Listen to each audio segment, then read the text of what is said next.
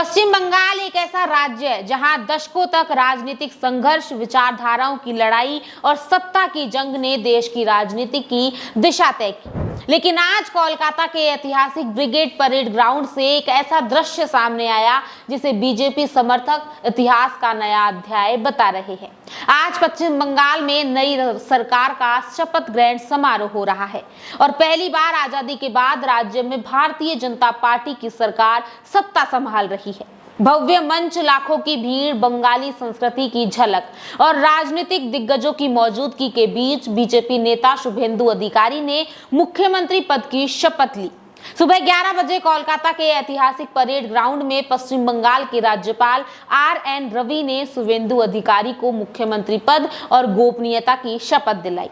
शपथ ग्रहण समारोह को लेकर पूरे बंगाल में जबरदस्त उत्साह देखने को मिला। समारोह में प्रधानमंत्री नरेंद्र मोदी भी पहुंचे। उनके साथ मुख्यमंत्री बने शुभेंदु अधिकारी भी मंच पर नजर आए और इसके अलावा उत्तर प्रदेश के मुख्यमंत्री योगी आदित्यनाथ और केंद्रीय मंत्री नितिन गडकरी भी समारोह में शामिल हुए। समारोह के दौरान एक ऐसा भावुक पल भी देखने को मिला जिसने सबका ध्यान अपनी ओर खींच लिया।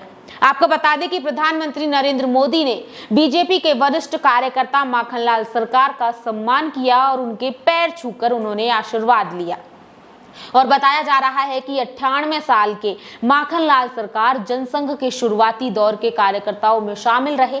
साल 1952 में कश्मीर में तिरंगा फहराने के आंदोलन के दौरान उन्हें गिरफ्तार भी किया गया था। वो उस समय जनसंघ नेता श्याम प्रसाद मुखर्जी के साथ आंदोलन में शामिल थे और वहीं नई सरकार में बीजेपी नेता दिलीप घोष ने भी मंत्री पद की शपथ ली। दिलीप घोष लंबे समय तक राष्ट्रीय स्वयंसेवक संघ से जुड़े रहे और इसके अलावा बीजेपी विधायक अग्निमित्रा पोल ने भी मंत्री पद की शपथ ली। शुभेंदु अधिकारी ने भी सोशल मीडिया प्लेटफॉर्म X पर पोस्ट किया और उन्होंने कहा कि आज पश्चिम बंगाल में राष्ट्रीय निर्माताओं के सपनों को साकार करने की शुरुआत हुई है। उन्होंने इसे डबल इंजन सरकार के युग की शुरुआत बताते हुए कहा कि अब बंगाल विकास, शांति और समृद्धि की राह पर आगे बढ़ेगा।